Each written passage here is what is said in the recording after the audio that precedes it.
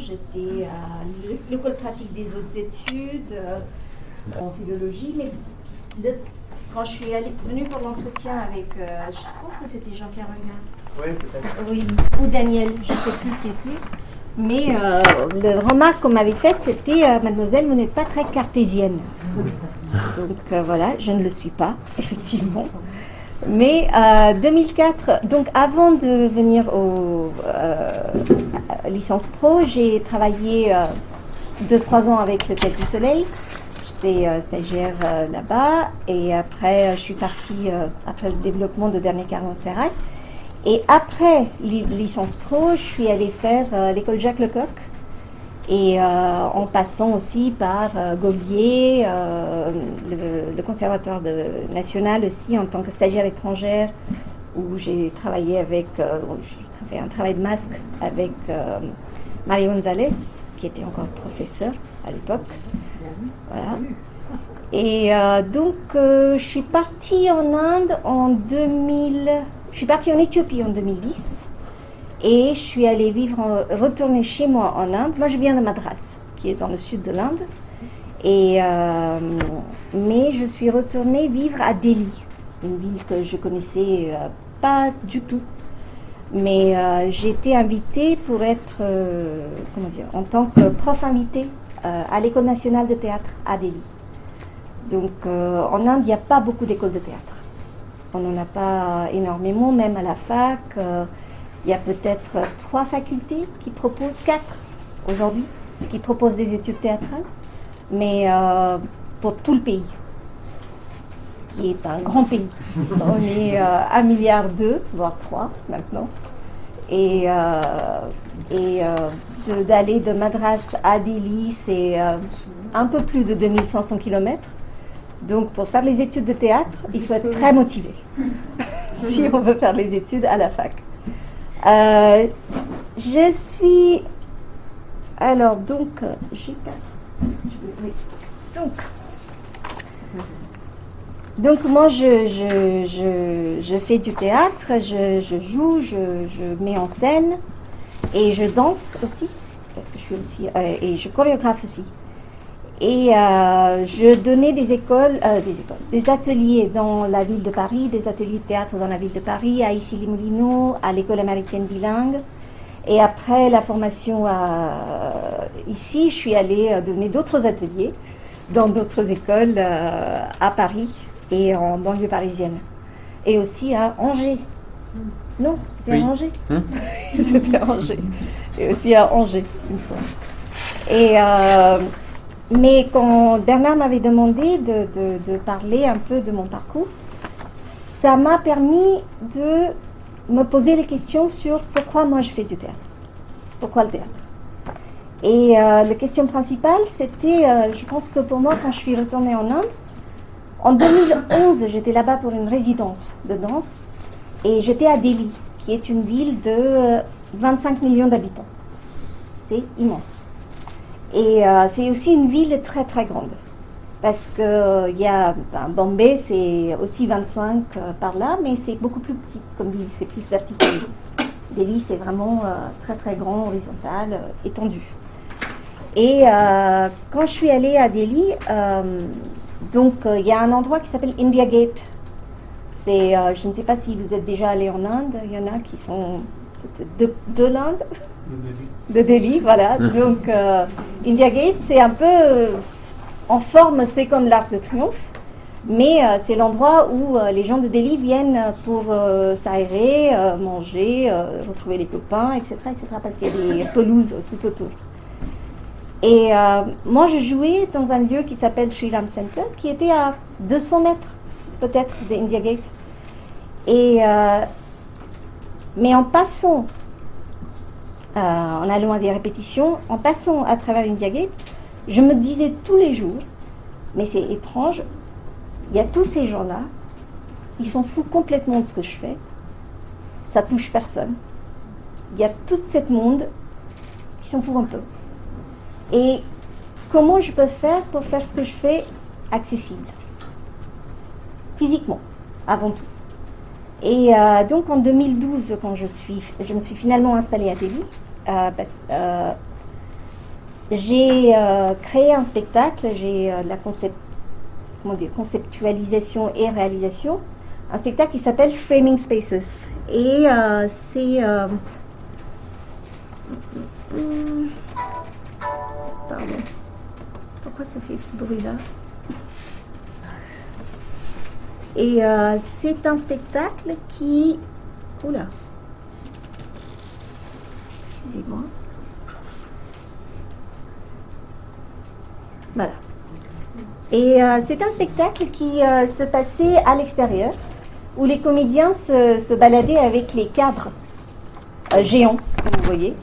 Et l'idée du spectacle, c'était d'éduquer le regard, c'était de ralentir le regard, parce qu'on a l'impression, nous, quand on marche dans les lieux, on surfe le regard humain, on surfe sur les choses qu'on trouve intéressantes et pas intéressantes. On oublie, on les occulte. Et là, c'était pour, justement, parce qu'il y a beaucoup d'immigration à Delhi, et il y a beaucoup de quartiers où, quand moi j'étais là-bas, il y avait un quartier en particulier avec beaucoup d'Africains. Et il y avait beaucoup d'hostilité contre ceux qui étaient perçus comme mais c'est qui ces étrangers qui viennent là-bas. Et l'idée, c'était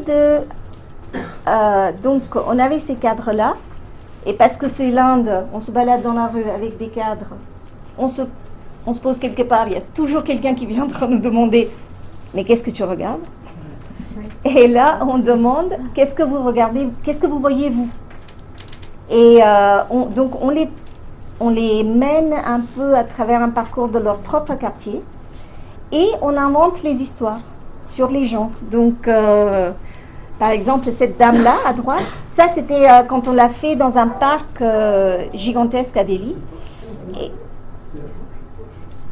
Et cette dame-là, elle était... donc, du coup, on la voyait à travers le cadre, et moi j'inventais, je disais, ah, c'est Madame Toukmouche, elle est venue ici pour rencontrer son amant, mais il est en retard, on ne sait pas où il est, etc., etc. Elle est venue nous voir, parce qu'elle voyait tous ces gens-là en train de la regarder à travers un cadre, et elle s'est dit, mais c'est qui c'est? Et donc elle est venue nous voir, et après, quand on a expliqué, elle est devenue aussi conteur. Parce que nous, le travail de nous en tant que comédiens, c'était de commencer les histoires, donner des impulses, mais c'était les gens qui venaient qui continuaient les histoires. Donc il y avait pas mal de gens qui sont devenus, qui étaient d'abord l'histoire et après qui sont devenus le conteur de d'autres histoires. Et c'était aussi, et comme ça aussi, on a pu... Le but aussi c'était d'arrêter de voir les gens, par exemple, comme des étrangers ou des choses, comme des objets aliens dans notre espace. C'était de se rendre compte que oui, on a tous des histoires. Et on peut être tous aussi intéressants que l'autre.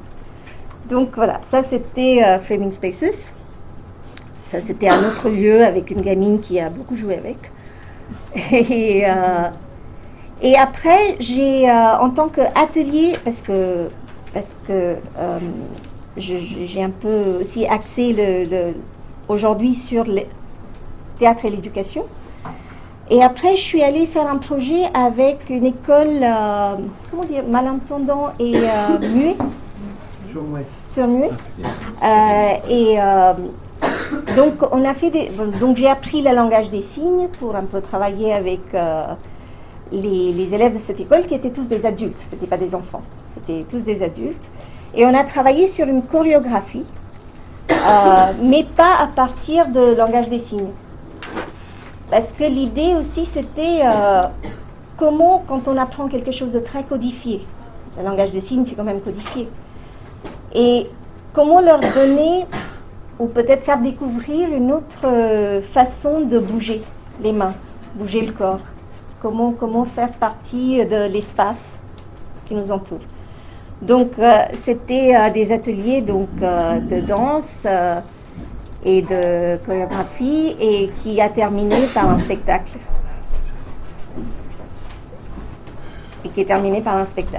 Donc, c'était...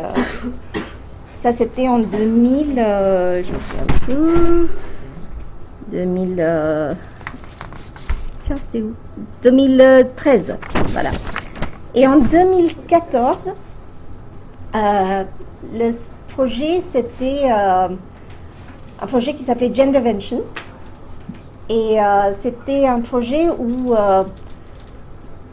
on utilisait le théâtre-image depuis le Théâtre Forum pour travailler sur un spectacle interactif qui se jouait dans les rues de Delhi. Donc on a joué dans 60 lieux dans Delhi. Et là, par exemple, ce que vous voyez, on a créé l'image, c'était une jeune fille dans un bus qui était en train de se faire tripoter par un mec à côté. Il y a une dame derrière qui est là, qui regarde mais qui ne réagit pas. Il y a le monsieur qui regarde mais plutôt genre « Ah, mais qu'est-ce qui se passe ?» et l'autre qui est un peu dans son monde. Donc on demande aux spectateurs « Est-ce que vous reconnaissez cette image ?» Bien sûr, tout le monde dit « Ben oui ». Et parce que Delhi, c'est vraiment pas... Bon, c'est pas connu pour, disons, sa safety. Comment dire, pour être sûr, surtout pour des femmes. Et on leur demande, est-ce que ça vous semble normal? Et ils disent non. Donc, est-ce que vous voulez le changer? Oui. Et alors, comment? Et donc, venez suggérer les choses. Donc, il y a des gens qui disent, ah, mais il faut mettez-lui une bonne baffe, ce sera réglé. Et donc, oui, ok, on met une bonne baffe, mais après, si c'est une autre femme dans un autre bus, qui sait?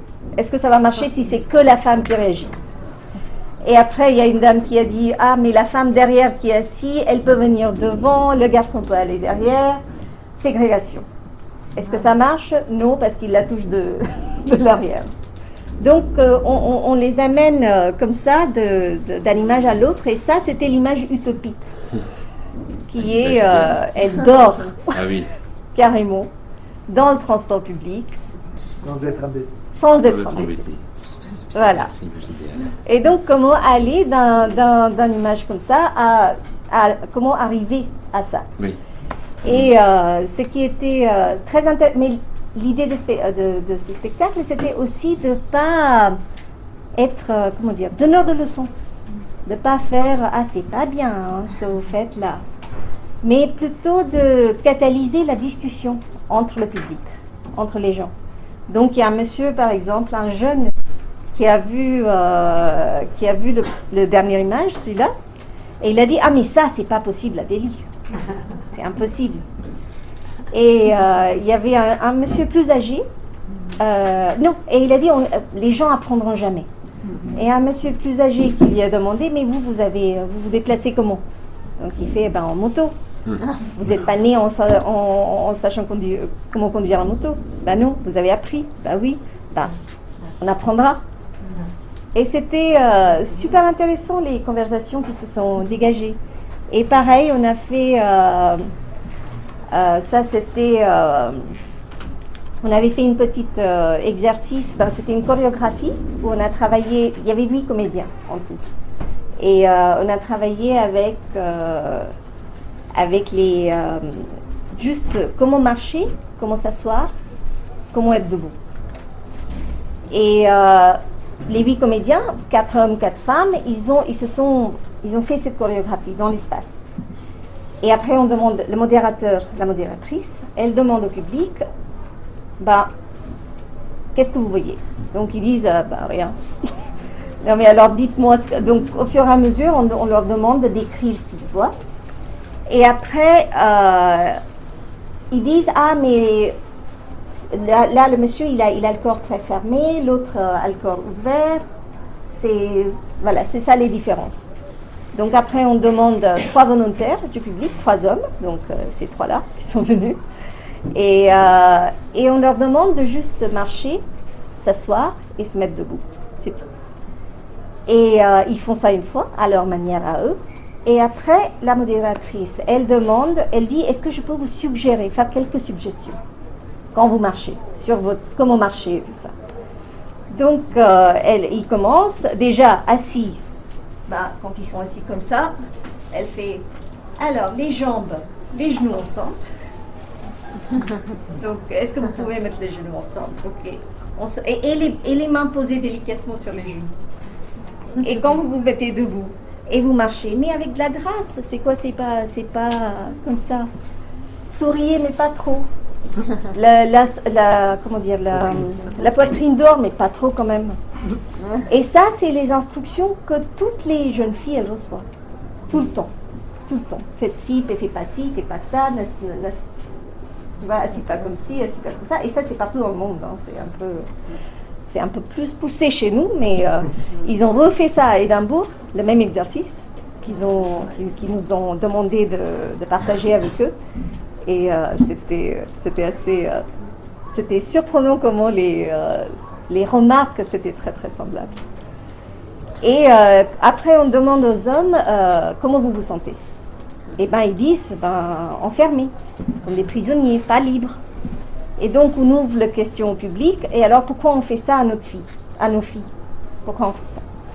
Voilà. Et on a fait des ateliers ensuite avec ça c'est encore. Donc on a joué dans plein d'endroits, dans les rues, aussi dans les centres commerciaux, pour pas que ce soit, pour qu'on ne dise pas ah non mais c'est que pour les gens il y a des gens qui viennent d'un milieu social inférieur qui taquinent les gens qui viennent des milieux sociaux très bien, ils sont très bien. C'est pas vrai. Donc voilà, c'était ça. Donc on a joué un peu partout. Donc voilà, ça c'était Genderventions. Et dernièrement, c'était 2015, 16 et 17.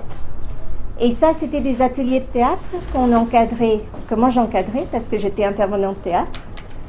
Et c'était atelier théâtre. C'était avec les jeunes âgés de 14 à 16 ans qui venaient de tous milieux confondus. Parce que chez nous, les classes et les castes ne se mélangent pas trop. Et donc, quand on va dans une école internationale, on n'a pas des amis qui viennent des familles populaires, par exemple. Et donc, c'est assez ghettoisé. Donc là, c'était volontaire. On allait dans des écoles, dans des ONG pour demander aux jeunes s'ils veulent faire partie de cette expérience. C'était tous les dimanches pendant 5 heures et c'était volontaire. Et ils sont venus des ONG qui travaillaient avec les gamins des rues, des écoles internationaux, des gamins avec des disabilities, les handicaps physiques. Par exemple, le gamin qui est là, à droite, au milieu, dans le fauteuil roulant, lui, il pouvait juste bouger sa tête et rien d'autre. Et le projet était de faire un spectacle avec ces enfants dans 6 mois, avec un dimanche par mois. Et les histoires, ils venaient de leurs propres histoires, leurs propres préoccupations. C'est eux qui demandaient, parce qu'on leur demandait, qu'est-ce qui vous préoccupe? Vous êtes inquiète par quoi? Et on prenait ces sujets, et chaque dimanche, il y avait aussi une thérapeute, il y avait une éducatrice, et toutes les 3 ont travaillé pour mettre en place des ateliers où ils avaient de l'espace vraiment pour se parler et aussi parler des choses qui les préoccupent. Et de se rendre compte quelles étaient les choses qui les séparaient, mais aussi quelles étaient les choses qui les rassemblaient, voilà, qui étaient ensemble. Donc ça, c'était le spectacle. Le spectacle qu'ils ont joué, voilà, ils voulaient montrer que les smileys, en fait, ils se cachaient derrière des smileys. Donc, ils utilisaient les émoticônes, comment on dit, emojis, comme des masques, souvent. Et c'était le sujet du spectacle. Voilà. Qu'est-ce que vous savez sur l'Inde? Ou sur le théâtre en Inde, allez, soyons plus précis. Sur le théâtre en Inde. Il y a les formes traditionnelles. Les formes traditionnelles. Oui, lesquelles? Kathakali. Bharatanatyam, oui, ça c'est la danse aussi. C'est la danse. Mohiniyattam, oui. Oui. Est-ce que vous savez quelque chose sur le théâtre contemporain en Inde? On a tel côté qui est un des plus anciens. De Tamil Nadu? Oui. Oui. Sur le contemporain. C'était surtout basé à Mumbai, un peu à Delhi aussi. Delhi, c'est plutôt la ville de théâtre. Le théâtre contemporain? Je ne peux pas dire parce que je n'ai pas visité Mumbai. Après, à Delhi, il y a toute une culture. Après, les gens sortent de Delhi. Oui. Ouais. Alors, donc, il y a les théâtres. Parce que, puisque la question c'était de l'accessibilité, c'est de l'accès. Qui peut faire du théâtre? Qui peut, oui, tout simplement jouer s'ils ont envie. Donc, il y a les théâtres traditionnels comme la Kathakali, comme le Kudiyattam, comme Terkuttu, comme Yakshagana qui vient du sud. Et ça, c'est des formes qui datent assez longtemps, mais c'est des formes qui demandent une initiation assez longue. Donc, il faut se former. Donc, du coup, ce n'est pas accessible à tout le monde, sauf les initiés. Après, c'est aussi une question de... Mais par contre, c'est accessible pour les gens qui viennent des familles pauvres. Tandis que le théâtre en anglais contemporain, ce n'est pas accessible à tout le monde, si on ne parle pas l'anglais. Et donc, l'École nationale de théâtre en Inde, c'est peut-être un des seuls lieux que je connais où il y a les élèves qui viennent de partout dans l'Inde, non urbaines, non métropoles. Donc il y a toutes ces langues qui se parlent et ils sont boursiers. Donc moi dans ma classe, j'ai eu, dans mes cours, j'ai eu un jeune homme qui venait d'Assam, dans le nord-est, qui poussait comment dire, un char. Oui, un chariot. Oui, un chariot pour vendre des légumes dans la rue, et il rêvait d'être comédien. Il a passé l'audition, et les auditions sont très dures, parce qu'il passe dans tout le pays pour faire des auditions. Et il a réussi, la 3e fois, et il est rentré dans cette école. Et il y avait une fille qui venait de Tamil Nadu, sa mère, elle vendait des poissons à la plage, et elle rêvait d'être comédienne, et elle a pu faire ça. Donc quand on parle d'accès, c'est aussi, pour moi, c'est quelles sont les histoires racontées au théâtre? C'est quoi? C'est de qui? On raconte les histoires de qui au théâtre? Est-ce que c'est toujours les gens qui ont des places privilégiées, ou est-ce que c'est les gens qui n'ont pas des places privilégiées? Et pour moi, c'était aussi comment rendre le théâtre accessible. Et donc c'est pour ça que je me suis lancée un peu dans cette façon de faire du théâtre. Et ça, c'est des 4 projets que j'ai fait entre 2012 et 2017. On peut faire une petite pause, donc si vous avez des questions à poser, c'est sur ce que vous avez vu, je peux répondre maintenant aussi.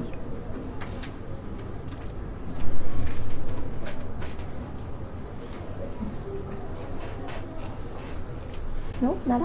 Nicht? Ok. Ok. Alors, le théâtre traditionnel, donc, c'est ce qu'on connaît le plus en France, le théâtre traditionnel indien. Mais le théâtre contemporain, la théâtre contemporaine indienne, c'était quoi les dates? J'avais noté ça. Ah oui, donc en 1860, il y a le théâtre moderne, dans le sens où on commençait à parler des problèmes sociaux à travers le théâtre.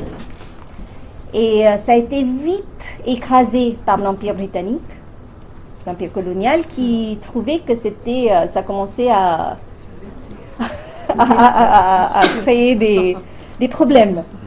Donc en 1876, ils ont passé un acte qui s'appelle The Dramatic Performances Act, DPA, qui interdisait le théâtre tout court pour les Indiens. Donc pas de théâtre moderne, pas de texte moderne, pas de texte moderne, pas de théâtre moderne. Vous pouvez raconter les mythologies, les histoires, il n'y a pas de souci, mais on ne parle pas de l'oppression par l'Empire colonial. Niet. on ne fait pas ça. Et en même temps, non, juste un peu plus après, ils ont passé un autre acte qui s'appelait le Bombay Beggary Act. Et ça interdisait tout performance de rue. Donc il y avait, voilà. Donc il y avait toutes ces artistes de cirque, de danse, de théâtre, mais depuis des générations, depuis des siècles, qui se sont retrouvés tout d'un coup à mendier ou à être traités comme des mendiants parce qu'ils étaient dans les rues. Donc voilà. Après, en 1936, je vous donne ça juste pour donner un peu de contexte sur comment le théâtre aujourd'hui se passe en Inde. 1936, il y avait le Indian People's Theatre Association, le IPTA, qui a été créé par la partie communiste indienne. Et c'était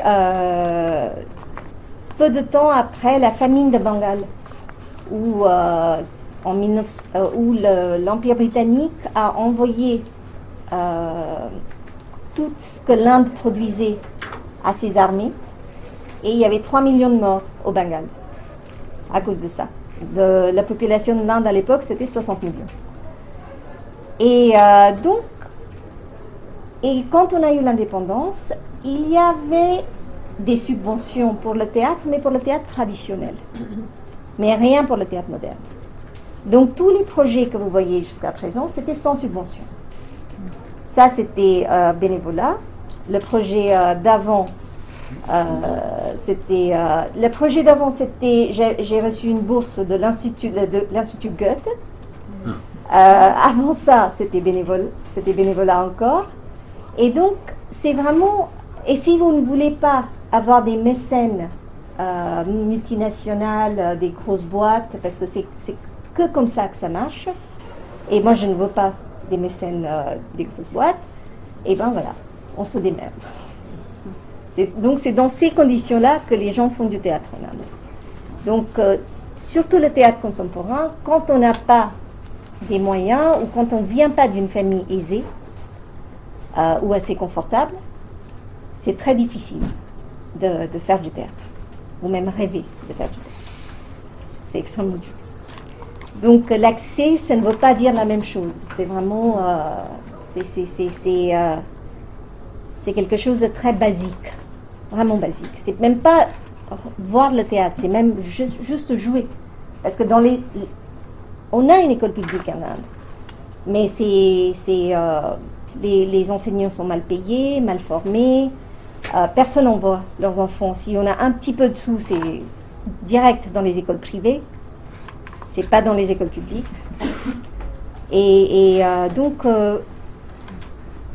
c'est pour ça quand j'ai commencé le projet que je suis encore en train de tenir, qui est Drift, qui est le Dharamsala Residential and International Festival for Theatre. Ça, c'est dans la petite ville de Dharamsala, qui est à Himachal Pradesh, dans l'Himalaya. Donc, c'est aussi le siège du gouvernement tibétain en exil. Et moi, j'avais envie de sortir de la ville. J'avais envie de tenter une expérience. Est-ce que c'est possible de rendre le théâtre assez important pour les gens qui n'ont pas de théâtre local, qui ne font pas de théâtre. Donc, et ça, c'était en 2016 que j'ai commencé à aller pour donner les ateliers de théâtre gratuits pour les adultes et pour les enfants, dans les écoles publiques notamment, parce que c'est eux qui n'ont vraiment zéro accès aux arts. J'ai commencé ça en 2016 et donc moi j'allais pour donner des cours de mouvement, de jeu, de théâtre physique, mais j'ai aussi importuné les amis de venir donner aussi les cours en scénographie, des ateliers de scénographie, des ateliers de lumière, des ateliers de voix, tout ce qu'on peut faire dans le théâtre. Et on a commencé, et j'ai commencé à un peu ramasser les gens intéressés qui sont venus me voir en disant « Ah, moi j'aimerais bien, mais je ne suis pas très sûre parce que j'ai très peur devant les gens, etc. etc. » Ou d'autres qui étaient là « Ah, j'aimerais trop, mais je veux devenir Shah Rukh Khan, qui est un grand star de cinéma indien. » Donc j'étais là « Moi je ne fais pas de cinéma, c'est du théâtre. » Et mais bon, pourquoi pas. Et donc, voilà, là c'est la ville, donc vous voyez un peu, c'est extrêmement... maintenant, il y a beaucoup de construction. Avant, il y avait la moitié de ça. Moi, c'est une ville où j'y vais depuis 20 ans, que je connais depuis 20 ans. Donc, et ça a beaucoup changé. C'est le développement en Inde. Donc, voilà. Vous voyez pas la montagne là-haut. On est à peu près entre 2000 et 2300 mètres d'altitude. Et la montagne que vous avez vue là, dans la première photo, c'est à 5000 et quelques. Donc voilà, là c'est Dharamsala. Donc il y a une grande communauté tibétaine qui sont installées depuis 1959, depuis que le Dalai Lama a fui le Tibet. Donc le gouvernement indien, à l'époque, ils ont donné des terrains, ils ont construit des bâtiments, ils ont donné de l'espace pour les Tibétains. Et donc aujourd'hui à Dharamsala, on a la communauté tibétaine, les Indiens locaux, les Indiens des villes qui viennent de plus en plus s'installer dans les montagnes, et aussi une très grande communauté internationale, des gens qui viennent de partout, pour justement pour soit le bouddhisme, soit parce qu'ils s'intéressent politiquement au Tibet, donc ils viennent là-bas s'installer. Mais chaque communauté reste plus ou moins un peu entre elles. Et pour moi, c'était aussi voir, est-ce que c'est possible que le théâtre, à travers le théâtre, je peux créer une plateforme où les gens se rencontrent. Est-ce que c'est possible? Et donc, à travers les ateliers, à travers, je faisais des projections des films sur le théâtre aussi. Et eh bien, il y a une petite communauté qui s'est créée maintenant, au bout de 3 festivals. Et il y a une petite communauté qui s'est créée qui est assez mélangée. Pas assez à mon goût, mais je pense que ça va prendre un peu plus de temps. Mais assez mélangée. Et là, c'est le lieu où on fait le festival. Donc, c'est, comment on dit, une halle? Non, un hall? Un hall. Un hall. Voilà, dans un hôtel du gouvernement. Donc, voilà, ça c'était le tout premier, en 2017. 2 jours plus une journée d'orientation pour les gens qui viennent. Et c'était on a commencé avec 3 spectacles et 5 ateliers. Les prix de billets, ça reste à 50 roupies, qui est, je sais pas, 35 centimes d'euros. Ouais, 40 centimes d'euros. Voilà. Donc, puisque ça peut être vraiment, tout le monde peut venir le voir, s'ils ont envie. Qu'est-ce qu'on peut acheter avec 50 roupies Avec 50 roupies, 2 thés, peut-être. Non, 3 thés. Allez, 3 thés. Soyons.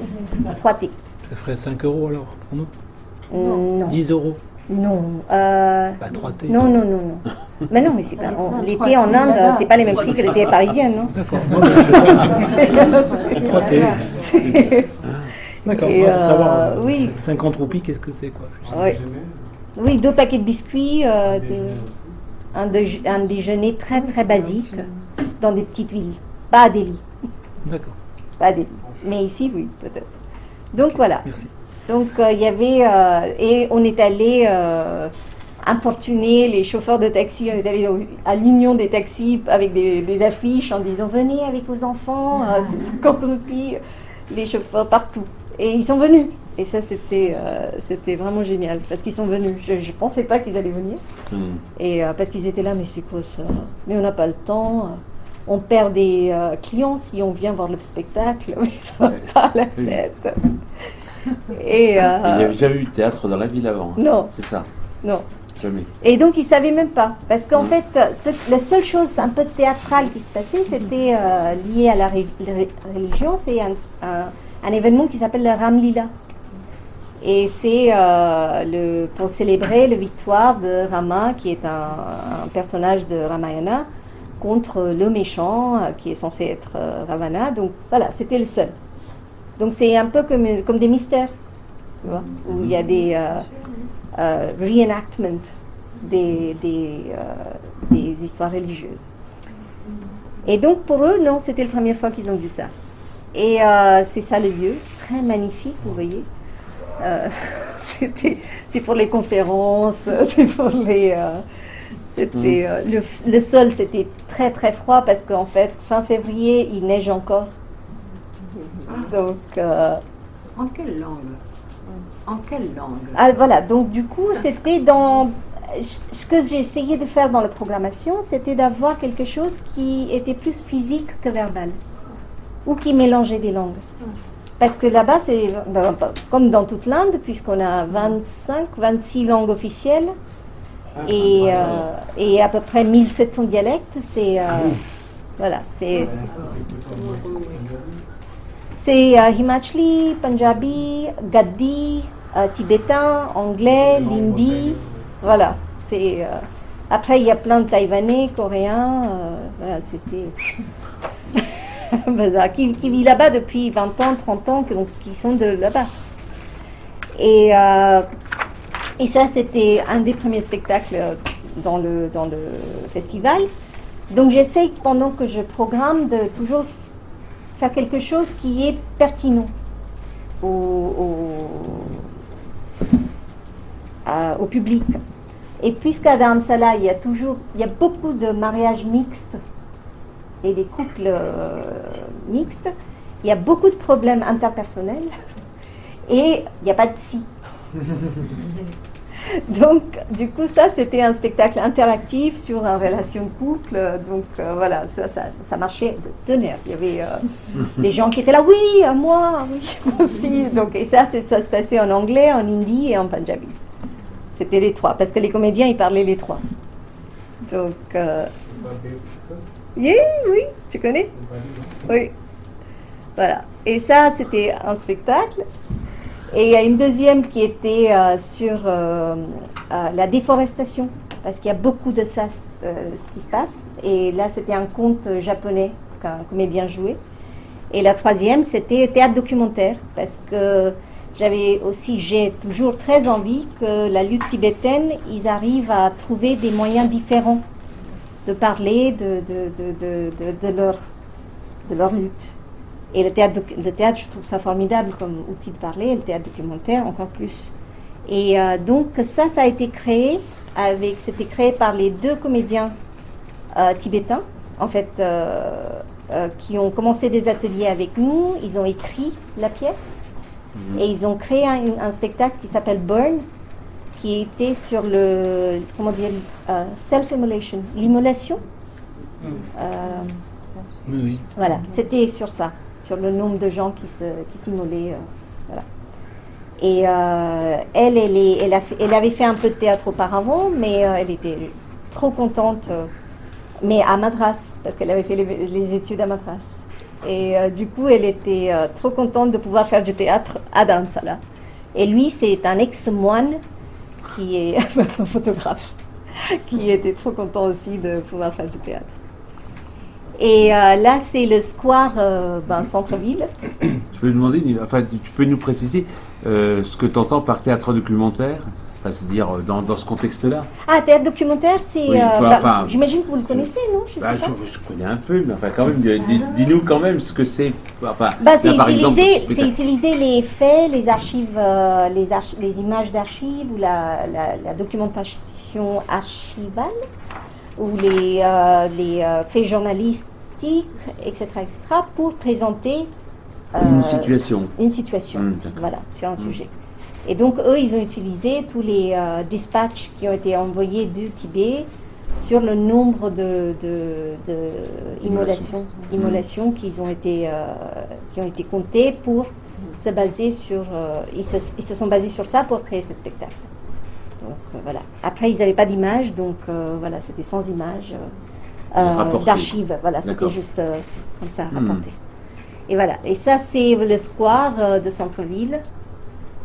Et voilà, et c'est là où on vend les billets. Ça, c'était l'année dernière. Donc, vous voyez, 1er à 4 mars 2018. Et là, ce qui est écrit en anglais, c'est venez, venez voir le théâtre. Voilà. Et en hindi, pardon. Et donc, il nous faut évidemment les gens qui parlent plusieurs langues pour expliquer ce que c'est. Parce qu'ils viennent nous voir en disant, mais c'est quoi ça? C'est la foire? Non, c'est pas la foire. Ça peut l'être, mais c'est pas la foire. Et donc, la fille à droite, elle parle le punjabi. La fille au milieu, elle parle tibétain. Donc, elle est en train d'expliquer aux moines ce que c'est. Là, la fille avec les cheveux roses, elle parle le punjabi et le hindi. La fille derrière, elle est moitié italienne, moitié indienne. Donc, elle parle l'italien. Moi, je parle le français, donc l'anglais. Donc, voilà, c'est vraiment pour pouvoir expliquer à... Parce que nous, on était littéralement là à faire « Venez, mais venez voir le théâtre, c'est génial. C'est 50 roupies, c'est même pas le prix d'un café. Allez-y, dans un café, venez. » C'était... donc voilà, donc on littéralement importunait les gens, d'arrêter les gens à faire... Roumanie, là, la fille à droite, elle était très forte pour ça. Elle allait dans les rues, elle donnait les flyers aux gens, elle littéralement, elle les prenait par le bras et elle amenait voir les spectacles. Elle est très forte pour ça. Et ça, et alors, le festival. Donc, le festival de cette année, donc on a commencé avec 3 jours, et là, on est à 5 jours. Et je pense qu'on ne va pas aller au-delà de ça, parce que non, on le garde assez petit. Donc, 5 jours, 6 jours, en incluant la journée d'orientation. Donc l'idée derrière le festival, c'était aussi, moi j'en avais marre en tant que comédienne d'aller dans les spectacles, de jouer dans les spectacles où on allait dans des festivals, on joue et on se casse. Boum, c'est fini. On ne voit pas les autres spectacles, on n'interagit pas avec les gens, c'était, voilà. Et c'était devenu quelque chose de transactionnel. Et j'avais envie de voir si c'est possible de faire quelque chose un peu plus communauté, de créer une communauté. Donc, on vit tous ensemble dans le dortoir. Là, on dort tous ensemble, au même lieu, pendant les 5 jours. Donc, les troupes qui viennent, ils sont obligés de rester les 5-6 jours, tous les jours. Et ils sont obligés aussi de participer dans le déroulement et le fonctionnement du festival. Donc, quand on ne joue pas, on aide les autres à monter, on est là à vendre les billets, on est là à démarcher les gens dans les rues en disant « venez, venez ». Et on cuisine les uns pour les autres. Voilà, ça c'était la troupe, la marionnettiste coréenne qui est venue l'année dernière avec... le circassien argentin, là, à gauche. Donc, et le guitariste, il est de Delhi. Voilà, et ça, c'est la vue de notre habitation. Voilà, et ça, c'est le même lieu, mais plus habillé. Et on sort dans la rue, à peu près, dans les rues, à peu près une semaine, 10 jours avant le spectacle, avant le festival, pour jouer les jeux, de théâtre avec les gens, que les gens peuvent participer. Et après, on dit, ben voilà, il y a le festival, venez. Donc, ça, c'était dans les rues. Ça, c'est quel jeu? Ça, c'est le jeu, tu sais, la balle invisible. C'est... Voilà, c'est ça. Et on joue aussi au cricket invisible. D'accord. C'est une balle invisible. Oui. D'accord. C'est le balle invisible. Un peu grand. Donc là, c'est où on mange. Pardon? Le cricket, c'est le sport national. Ben oui. C'est l'obsession nationale, Oui. on peut dire ça. C'est l'obsession nationale. Le hockey, Oui. surprise. Oui. Non, mais l'obsession nationale, c'est le cricket. C'est vraiment ça. Voilà, ça c'était le premier spectacle de cette année où il y avait tous les gamins. Parce que cette année, donc du coup, à travers les ateliers menés tout au long de l'année, et tous ces ateliers sont gratuits, que ce soit pour les adultes ou pour les enfants. Et cette Ah, année... donc les ateliers sont menés tout au long de l'année? Ouais. Oui, bah oui, parce que je me suis rendu compte qu'en fait, ça sert à rien d'avoir un festival s'il n'y a pas de public. Et le public, il faut éduquer. Et c'est qu'en faisant, et moi ce que j'avais envie aussi, c'est d'avoir plus en plus de pratiquants locaux, qui créent des pièces, qui racontent leurs propres histoires, qui créent des pièces là-bas. Et donc cette année, on a eu un spectacle qui a été créé par les enfants de l'école tibétaine. Donc un spectacle c'était lequel? Attendez, je vais voir ça. Ah, non, ça venait de Nord-Est. Là, c'était l'atelier de marionnettes, encore ouvert pour tout le monde. Ça, c'était dehors, tout le monde les billets et tout ça. Ça, c'était l'année dernière, toute l'équipe. Des montages. Drift, c'est quoi? Drift, c'est Dharamshala Residential and International Festival for Theatre.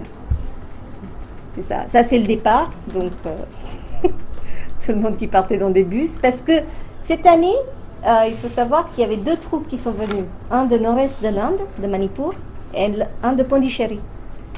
Et de Pondichéry à Delhi, c'est 30 heures de train. Plus 12 heures de bus pour aller à Dharamsala.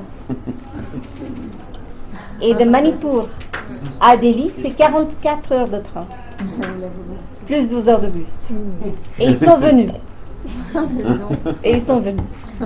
Et ils sont venus, nous, on leur paye leur billet, le logement, bien sûr, la nourriture et tout ça pour les 5-6 jours.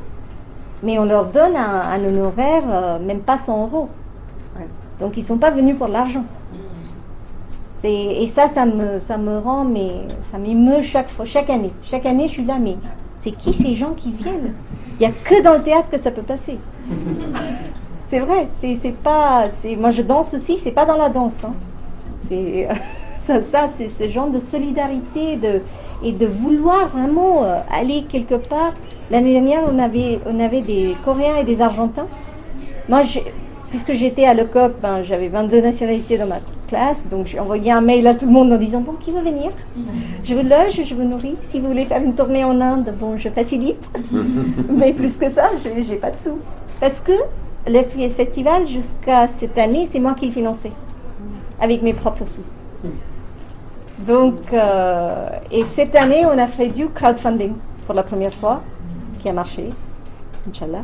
Et ça va, j'espère que ça va continuer.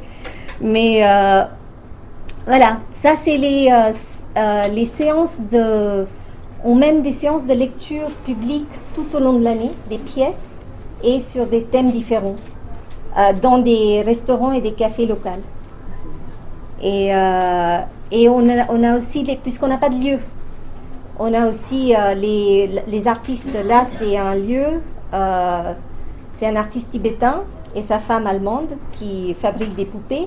Et elle nous prête son atelier à partir de 16h30 tous les jours, gratuit, pour qu'on répète, pour qu'on peut même présenter les spectacles. C'est en train de créer une petite communauté très solidaire. Et j'espère que ça va continuer. C'est vraiment ça. Et là, les 4 qui sont là, donc Mathieu qui est à gauche, il est moitié indien, moitié britannique. Pratibha, elle est népalais. Lobsang, il est tibétain. Ikesh, il est Himachali, il est de Himachal. Et donc ils ont fait un spectacle ensemble, tous les 4. Et on a aussi fait un autre spectacle. Là, il n'y a pas 2 personnes qui parlent la même langue. Donc, mais ils ont des langues en commun. Mais on a fait un spectacle sur folk tales, les histoires populaires, les contes populaires, fables de la région de Himachal. Donc on a fait ça tous ensemble. En fait, oui, le Mathieu qui est derrière, Vessé qui est au milieu et Pratibha qui est à gauche, ils ont aussi fait présenter un spectacle de 3 monologues Donc, c'était un monologue écrit en tibétain par un tibétain local. Pratibha, c'était en hindi un monologue qu'elle a écrit elle-même. Et Mathieu, c'était un monologue écrit par un auteur anglais. Mais il a fait son coming out avec parce que il est gay et en Inde, c'était interdit d'être... l'homosexualité, c'était interdit jusqu'à l'année dernière. Donc, cette année, c'était très, très, très émouvant. Voilà. Et là, c'était les monologues de vagin. On a fait en anglais, l'hindi, tibétain. Et c'était très intéressant parce qu'il y avait les jeunes tibétains, les garçons surtout, et les filles qui sont venues nous voir en disant « Ça fait bizarre d'entendre le mot vagin en tibétain. En anglais, je peux l'entendre, il n'y a pas de souci, mais en tibétain, c'est étrange. » Donc voilà, et en hindi aussi. Donc on mène les actions tout au long de l'année. Donc voilà, ça c'était les reads et après ça c'était les écoles. Donc les ateliers dans des écoles tibétaines avec des tout petits. Eux ils sont à bouffer. Et des grands aussi. Et là c'est dans les écoles publiques du gouvernement. Et on commence à avoir maintenant une bonne équipe bien soudée. Par exemple la fille qui est assise en bas, elle vient de Delhi, elle n'a jamais fait du théâtre auparavant, elle s'est vraiment intéressée au théâtre et surtout à faire les ateliers avec les enfants. Donc j'ai commencé la formation, après j'ai invité d'autres amis pour faire la formation et maintenant c'est elle qui gère tout ce qui est programme école par elle-même, toute seule. Et c'est la fille avec les cheveux roses qui gère la séance, la programme de lecture publique. Dans quel cadre ont lieu ces ateliers? Est-ce que c'est dans le cadre académique ou est-ce que c'est hors temps scolaire? Hors temps scolaire? Non, il faut qu'on fasse des pieds et des mains. Ah, d'accord.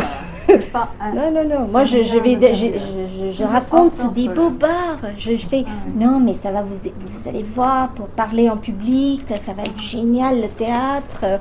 Ils vont apprendre l'anglais comme ça, dans 2 secondes, s'ils font du théâtre. Mais il faut vraiment passer par tous les moyens pour les convaincre. Parce que pour eux, sinon, non, il faut qu'ils fassent des études, ils fassent des grandes écoles, qu'ils gagnent bien la vie. Le théâtre, c'est un truc de clown qui va faire du théâtre. Et donc, c'est vraiment, il faut... voilà, donc c'est après l'école. Donc, il faut prendre la permission des parents, des écoles, il faut convaincre les profs des écoles. Donc, tout. Mais les enfants sont géniaux, ils adorent. Ça aussi, c'était à l'école tibétaine. Voilà. Et là, c'est à l'école gouvernementale. Là, pour l'instant, on travaille avec 4 écoles régulièrement, 2 tibétaines et 2 indiennes. Et là, c'est un spectacle qu'ils ont créé eux-mêmes. Voilà. HRTC, c'est Himachal Road Transport Corporation. Ça, c'était ce qui est marqué sur le... C'est un bus. C'est leur bus. Donc, voilà. Et voilà. Et j'avais un petit film à vous montrer. Et après, c'est fini.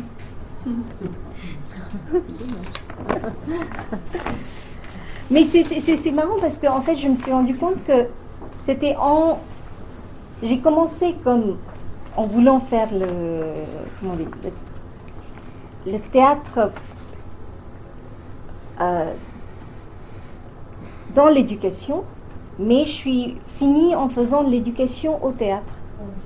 C'est vraiment mais parce que c'est vrai que bon, le théâtre est un vecteur pour tout ce qui est éducation et tout ça, mais c'est aussi quelque chose de très complète en elle-même. C'est une éducation complète. Et voilà, ça c'était assez drôle.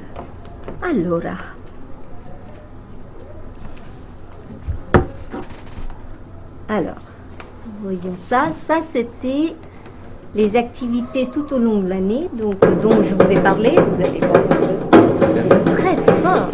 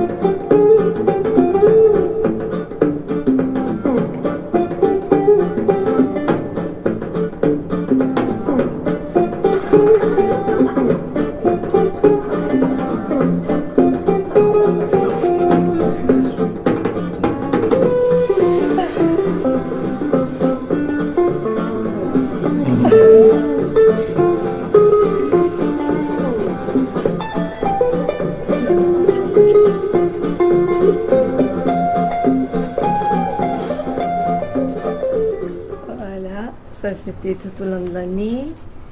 Et avant que ça parte à Pranking My Dad, je vais passer au film sur le festival de cette année.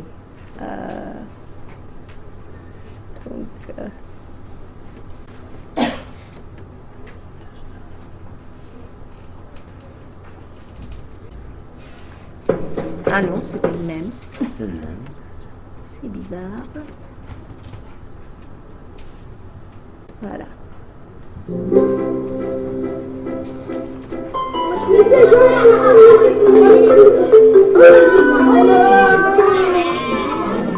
Ça, c'est... Ah, ils sont venus de Pondichéry. C'était Adi Shakti, si tu connais.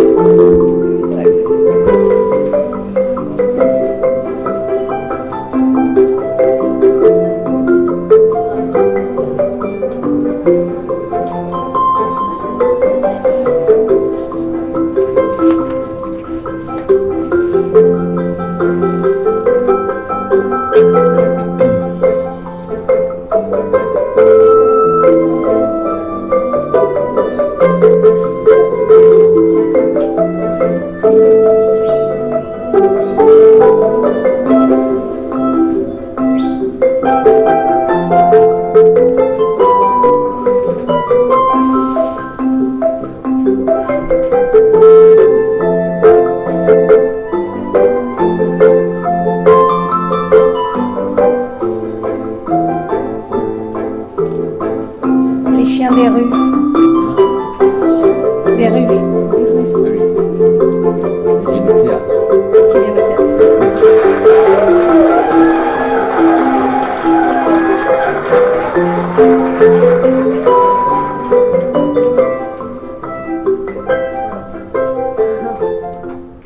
Drift started out as an On peut passer ça parce que c'est vraiment tout ce que j'ai parlé. Groups, etc., to come together and play. Because that's what it is, play. And the festival is run the way it is, which is a 5-day residential.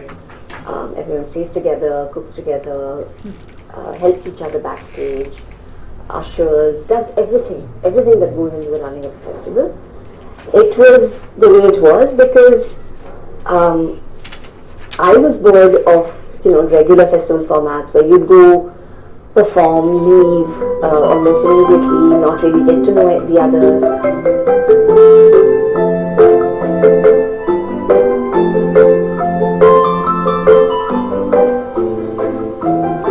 Là, c'était des affiches de toutes les choses qu'on a fait tout au long de l'année. Donc, on avait mis ça. Là, c'est les journées d'orientation. On connaît tous ça. C'est quoi ça? Les journées d'orientation.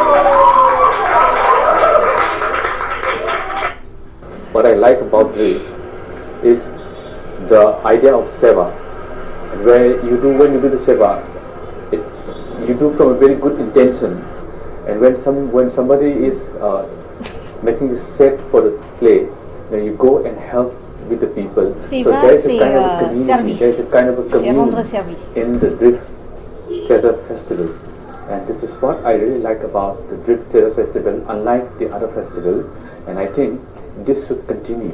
Lui, il vient de nord-est de A l'Inde. really unique space where I'm seeing so much camaraderie just within like 4 or 5 days of being together and doing lots of workshops, learning each other's theatre styles or learning about each other's contexts. We really need spaces like this to express and to witness each other's expression and to learn from each other. So yeah, I just really hope it keeps going. What's different about Drift is like we are staying together, walking together as a commune, cooking together, and what's very interesting about me is like the workshops happening and each of the participants were participating in it, and yeah, that's where like sharing each other's works is really strikes me, triggers me. And I really like the fact that the organizers of the Drift Festival are aiming at making theatre go out to the group, go out and spread to the community. C'est la même this fille is avec a les great cheveux start. roses, elle change couleur toutes les années. And I really hope that I can come back again for the festival. And it really has a very different feeling from just doing pieces and leaving, and it makes me more curious about not just what people are doing on stage, but how they actually conduct their practice, and from everything from how they sort of fall asleep with a certain kind of ritual and what they do on the show day. It was a festival that really worked with the community and involved the community in becoming interested in the arts, and I think it's such an important platform and such a good example for the rest of us, and that's why I wanted to come again this year. This is our first time in Drift. We really like the concept of artists coming together to make a festival, which is very unusual in our country, where artists are staying in one place, helping each other to make the work, and also to support each other to do a performance, which does not quite happen in our country as far as I know. Therefore, I think it's a concept that could work if there is enough funding for it to push forward.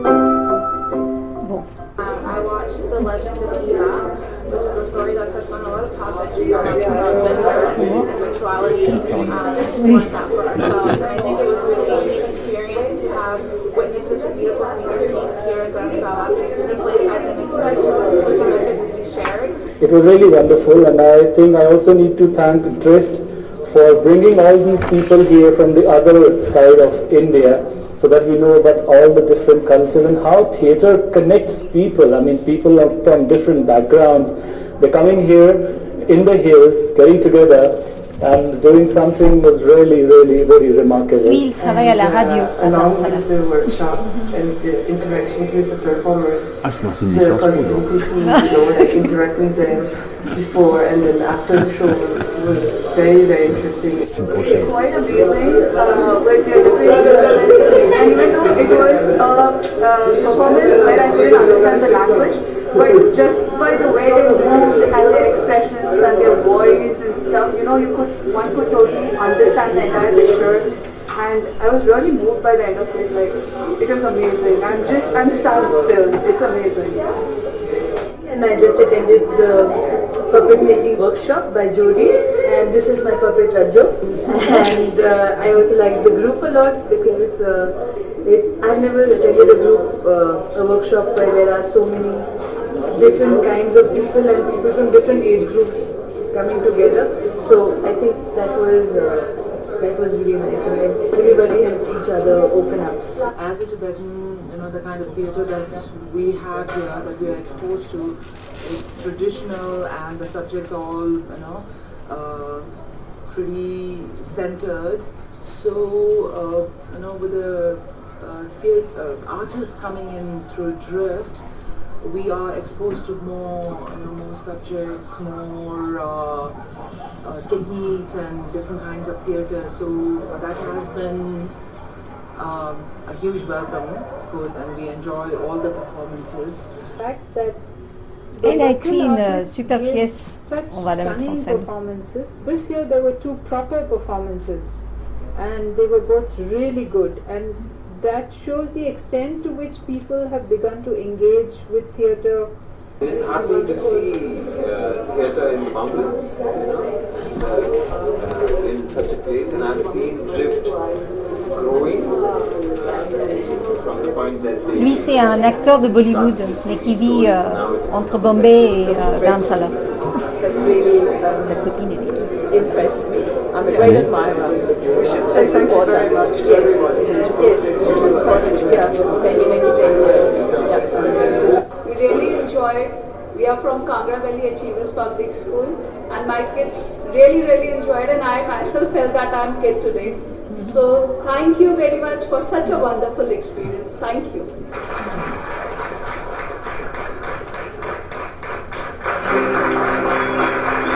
Ça, c'était le dernier journée.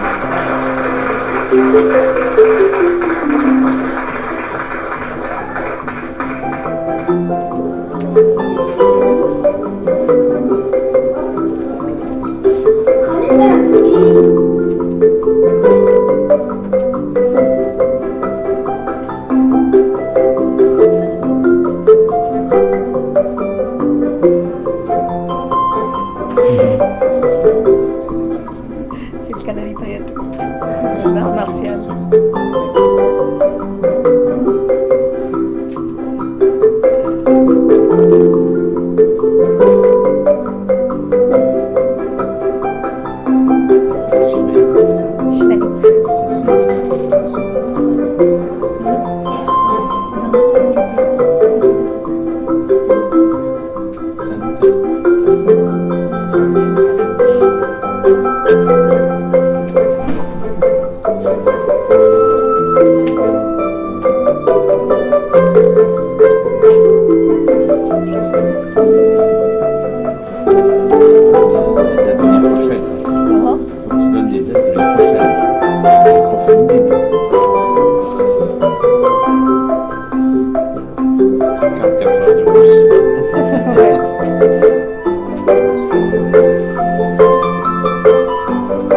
Voilà, ça c'était les noms de tout le monde, etc. Bah, merci, bravo. Voilà.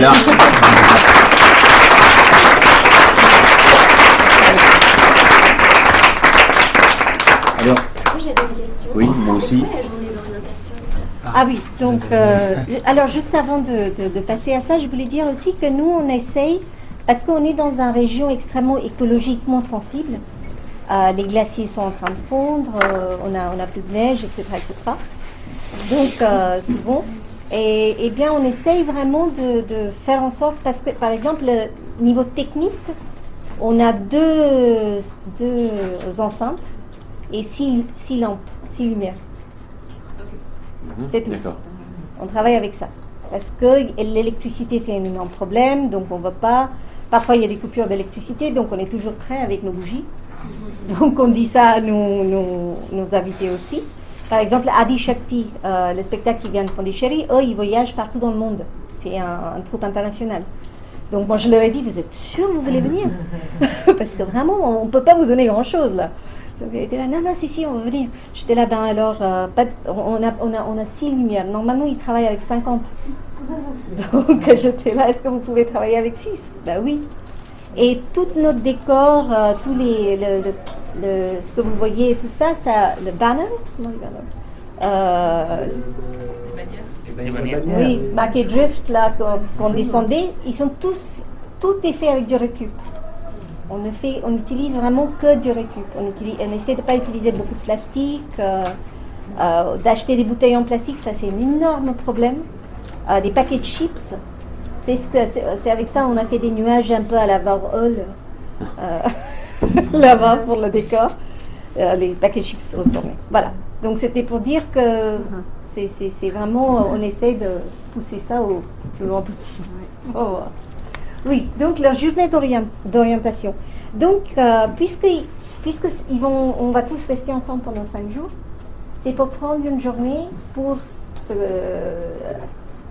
introduire, pour donner la liste de qui fait quoi. Toi, tu es à la cuisine le dimanche, toi, tu es à l'accueil le mardi, patati patata, donner tout ça pour qu'ils s'installent bien. Voilà, c'est tout. C'est ça la journée d'orientation. Voilà. Je voulais te demander comment, dans les ateliers, même dans les formes théâtrales, quelles étaient les interactions entre les formes traditionnelles de théâtre et ce que vous y faites, enfin, c'est-à-dire comment ça interagit, hein, sachant que je me rappelle, je me permettais de témoigner, puisque Niranjani est venue dans l'atelier que j'animais à l'époque à Beaufort-en-Vallée. Et elle était venue nous faire une courte initiation, vraiment une très courte initiation, oui, évidemment, de Kathakali, mais c'était sur les yeux, oui, façon c'était de jouer, juste sur les yeux et mais ça avait eu une répercussion absolument incroyable sur le groupe des 30 élèves avec lesquels on travaillait, qui avait été sidéré, parce que tout à coup ça avait ralenti en quelque sorte leur rythme biologique. Et ils jouaient, enfin, ils ont recommencé, enfin, ça n'avait tellement plu que chaque fois qu'ils recommençaient l'atelier, il fallait qu'ils repassent par là. Et donc ça m'avait très impressionné. Et eux, évidemment, ce qui les avait impressionnés, c'était que Niranjani leur disent que c'était un entraînement de Kathakali pour les yeux. C'était combien d'années? Je sais pas, 3 ans. Je pense que c'est ça, 3-4 ans. Voilà. Juste pour les yeux et les mains. Et après, moi, j'ai appris le Bharatanatyam. Donc, moi, je commençais quand j'avais 4 ans. Donc, j'ai arrêté à peu près à l'âge de 14 ans de danser, mais j'avais commencé à 4 ans. Donc, à 4 ans, on est à peine, on est là. Comment faire? Genre, pour faire ça, ça prend du temps. Donc, voilà, ça prend du temps. Donc est-ce que ça joue, enfin, dans ce que vous essayez de faire dans les ateliers, dans les formes, etc., ça joue ou ça joue plus? Moi, quand c'est moi la formatrice, quand c'est moi qui encadre les ateliers, évidemment, je mets tout ce que j'ai appris. Donc, que ce soit, comment dire, un peu la pédagogie de coq, ou ce que j'ai appris dans le Bharatanatyam, ou dans le théâtre indien, ou quoi que ce soit. Après, un des trucs que vous voyez là, Adishakti, c'était, eux, ils sont à Pondichéry, et eux, ils sont extrêmement ancrés dans les techniques de Kudiyattam. Le Kudiyattam qui est, je pense, la plus ancienne technique théâtrale en Inde, je crois, oui, c'est la plus ancienne. Ça date de, je pense, 1700 ans, quelque chose comme ça. Il y a des textes de Kudiyattam qui datent vraiment de très très loin. Et dans le Kudiyattam, c'est juste le comédien, la comédienne, parce que maintenant c'est les femmes aussi qui le font, qui est assis, et c'est juste à travers les mains, les yeux, le corps qu'on raconte les histoires avec tous les personnages différents. Donc, et ça se passe dans un lieu qui s'appelle le Kutambalam, qui est un lieu particulier, construit pour ça, et ça dure toute la nuit. Un spectacle de Kudiyattam. Ah oui. Toute la nuit. Comme le Kathakali, ça dure toute la nuit. Ou le Terkutu. Et c'est écrit. Toute la nuit. Oui. Ah, c'est écrit. C'est en sanskrit, c'est écrit. Ah oui, d'accord. Et voilà. Donc, eux, ils sont beaucoup ancrés dans ça. Mais ce qu'ils font, c'est les sujets sont modernes, les sujets sont contemporains. Là, par exemple, leur dernier spectacle qu'ils n'ont pas amené, mais là, c'était sur le sommeil. Donc, ils s'inspirent beaucoup sur les personnages mythiques pour parler des sujets contemporains. Voilà. Donc, eux, ils font ça. Autre question? Oui, il n'y a pas, est-ce que j'ai mal compris, il n'y a pas du tout de théâtre contemporain? Si. Mais je veux dire, parce que tu disais que c'était bridé pendant très longtemps. Donc oui. Est-ce que ça a commencé à... En 1936. Ça a commencé vraiment en 1936 avec les textes écrits contemporains, quoi. Et depuis, jusqu'à présent, oui, voilà. Mais ça a commencé avec le Progressive Writers Union en 1936, avec les écrivains, qui a amené à IPTA, Indian People's Theatre Association, qui a été formellement créée en 1942, 5 ans avant l'indépendance. Voilà. Et l'École nationale de théâtre, ça a été créé en 1959. Et au début, très très inspiré par les textes et les metteurs en scène polonais, principalement. Très. Oui. Ouais, extrêmement. C'était vraiment parce que l'Inde avait des liens très proches avec l'Union soviétique à l'indépendance. Donc on était là, non, l'Amérique, capitalisme, non merci, hello socialisme. Maintenant on est là, bienvenue. C'est horrible, c'est vraiment horrible ce qui est en train de se passer. C'est néolibéral à fond, on oublie quoi. Et donc c'est pour ça qu'il y avait autant d'écoles publiques, d'hôpitaux publics, il y avait tout ça qui a été construit parce que c'était basé sur un rêve socialiste au départ. Et après... Dire. J'aurais une question. Quand vous faites les ateliers à l'année oui. avec les enfants, oui. vous travaillez des textes contemporains ou vous travaillez... On travaille, par exemple... On essaie de... Jusqu'à présent, on a vraiment travaillé avec les histoires que les enfants créent eux-mêmes. Oui. C'est eux qui écrivent. Donc c'est contemporain. Parce que c'est les textes qu'ils écrivent. C'est pas ma question. C'est les auteurs avec les auteurs contemporains que, non, parce qu'il n'y a pas une grande écriture pour les enfants, pour jeunes publics en Inde. Non, pas encore. Ça commence. Mais déjà. Voilà. Mais c'est très peu. Par exemple, moi je sais que j'avais très envie de faire, comment ça s'appelle, ce texte de Pomera, Le Petit Chaperon Rouge, avec eux, et peut-être on va le faire l'année prochaine. Donc vous basez sur de l'improvisation avec eux? Oui, de l'improvisation. Et après ils écrivent leur improvisation? Oui. Après ils apprennent? Oui. D'accord, c'est super. Oui. Ils écrivent, après ils apprennent, c'est eux qui écrivent les répliques, c'est eux qui suggèrent. Par exemple, on avait fait un... création sur... ils étaient en train d'à fond prendre, le black hole, trou noir. Le trou noir. Le trou noir à l'école, donc ils voulaient faire un spectacle scientifique. Donc ils ont fait un spectacle scientifique. Donc ils ont fait un spectacle scientifique sur la création de l'univers. Et comment dire, il y a la Terre qui dit, moi je m'appelle la Terre et j'ai l'humanité sur moi. Et alors Mars qui fait, et nous alors? Et qui se casse. Qui fait, je l'ai banté, allez. Et qui prend toutes les planètes avec lui et qui se casse. Donc c'est eux qui suggèrent les répliques, c'est eux qui écrivent tout. C'est vraiment... Donc non, on n'a pas encore, mais on aimerait beaucoup. Donc si vous avez des textes à suggérer pour jeunes publics, preneuse. Parce que ado comme enfant. Parce que si ça se traduit, moi je peux le traduire. Et je peux demander permission, à la limite, je demande à l'Institut français, excusez-moi, est-ce que vous pouvez parler aux éditeurs en France? Mais jusqu'à présent, non, par les textes écrits déjà publiés, non. Célia? Question peut-être que tu as déjà un peu parlé sur ce sujet-là. La question climate change, ça a déjà pris conscience pour le jeune public, ça joue un rôle, parce que tu as parlé un peu du spectacle scientifique. Oui. Ça joue quel rôle dans votre communauté? En fait, c'est de plus en plus. Par exemple, avec les écoles, un des écoles publiques, les élèves, quand on leur a demandé de quoi vous voulez parler, ils ont dit on veut parler de plastique. Ils ont créé un spectacle qui s'appelait No More Plastic.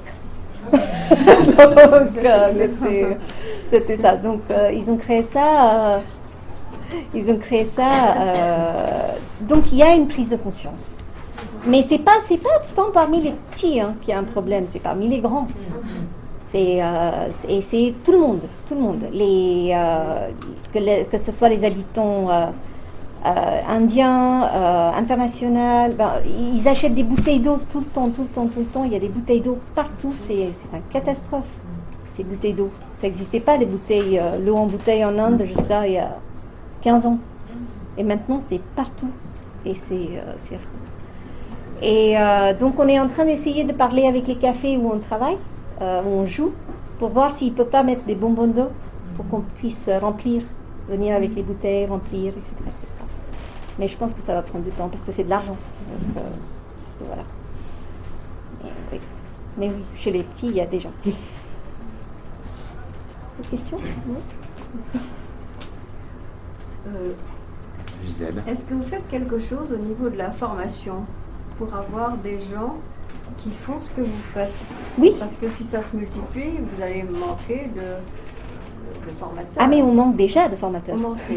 Oui. Non, moi je forme justement. Vous formez? Oui, je forme et j'invite aussi d'autres pratiques, théâtre, des comédiens, des metteurs en scène, des formateurs. Ils viennent de l'éducation, ils viennent. Pas du tout. Ce sont les anciens que vous avez eus dans les ateliers ou quoi?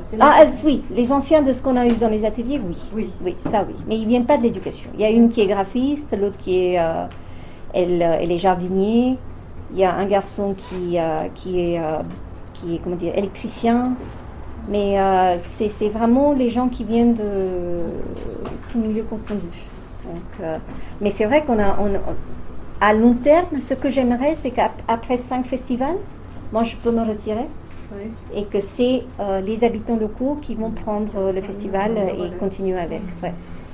Parce que c'est vraiment ça. Et aussi pour le rendre durable, de ne pas vraiment subsister sur le crowdfunding, mais aussi voir comment intéresser les habitants de Dharamsala pour soutenir le projet comme ils veulent.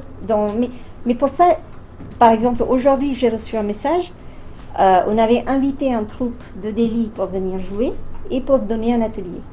Parce que je suis en train d'essayer de mettre en place une sorte de résidence, par exemple quand les gens viennent de très loin. Que ce soit la Corée ou la France ou autre chose, qui ne viennent pas pour 5 jours ou 6 jours, mais qui viennent pour un mois et qui créent quelque chose avec la population locale pour qu'il y ait un vrai échange. Donc ils viennent pour un mois, donc on les loge, on les nourrit pendant cette période-là. Mais il faut cette création, il faut qu'il y ait cet échange. Donc vraiment de voir comment le rendre durable sans dépendre trop, parce qu'il n'y a pas de subvention. Je veux toujours pas de mécènes, comme Areva ou Nestlé. Et non. Ou Reliance, qui est le plus grand en Inde en ce moment. Mais comment faire? J'ai pas de réponse. Je suis en train d'encore essayer. On cherche tous ensemble. Parce que maintenant on est une équipe un peu de noyau de 8 personnes, plus ou moins, qui sont là tout le temps. Aussi par hasard, par chance, malchance, j'ai dit Drift parce que ça contient tous les Dharamshala, Residential, International. Mais Dharamshala c'est vraiment un lieu de drifters. Comment dire drift en français? C'est dérivé. Des gens qui vaguent, qui divaguent. Voilà, c'est vraiment un lieu de passage. Ça a été depuis des années et ça reste. La plupart par exemple, un des comédiens tibétains que vous avez vu, ça y est, maintenant il habite au Canada, il est parti. Donc je forme les gens, mais ils partent. Voilà, donc il y a aussi ça. Justement, j'avais une question. Une dernière question. Voilà, vas-y, je t'en prie. Non, je dis pour tout le monde, parce qu'il faut qu'on s'arrête à moins le quart pile. Et la meilleure. Voilà. Et non pas la moins importante. Tu parlais tout à l'heure des communautés.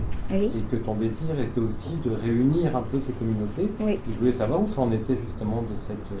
Écoute, déjà, là, l'école tibétaine, ils vont créer un spectacle pour l'année prochaine avec l'école indienne. D'accord. Donc ça, c'est un premier. Est-ce que dans la prise en charge du festival, oui. Est-ce qu'ils interviennent de manière... Tous les gens qui sont là, en fait c'est un festival qui est entièrement... Et c'est intercommunauté là? Oui, volunteer run et c'est intercommunauté. Okay. Donc il y a des Tibétains, il y a des Indiens, il y a des Gadis qui sont un tribu local, il y a vraiment tout le monde. D'accord, et pendant l'année ils prennent en charge oui. aussi Oui, ils prennent en charge et moi vraiment j'ai envie de... Et toi tu vois que ça prend... J'espère. Il y a des jours où je suis là, ouais c'est génial, comme aujourd'hui parce que j'ai reçu un message d'une dame locale qui était là, c'est génial, je suis allée voir le spectacle, je suis trop contente, j'ai jamais vu quelque chose comme ça à Dharamsala, merci beaucoup, ma fille elle veut faire partie du festival l'année prochaine, j'étais là, yes, sa fille a 13 ans, tu vois, donc et il y a d'autres jours où je suis là, qu'est-ce que je fais? On est tous un peu comme ça. Oui, je suis là. Mais pourquoi je joue plus, moi? C'est vraiment ça. Je suis comédienne, j'ai oublié d'être comédienne. Donc c'est un peu ça. Mais oui, mais j'espère vraiment que ça se fera de plus en plus. Inch'Allah. Bien, tu nous donnes les dates du prochain festival? Alors c'est toujours fin février, début mars, si vous voulez venir. Écrivez-moi. Moi, on n'a pas de site encore, mais sur Facebook, c'est Drift et Drift Theater. Et sur Instagram, c'est @Drift Theater aussi. Voilà. Et sinon, il y a l'email aussi qui est drifttheater@gmail.com. Sinon, il y a mon email. Bernard peut le passer à vous. Marco aussi, là. Donc, voilà. Mais venez, hein.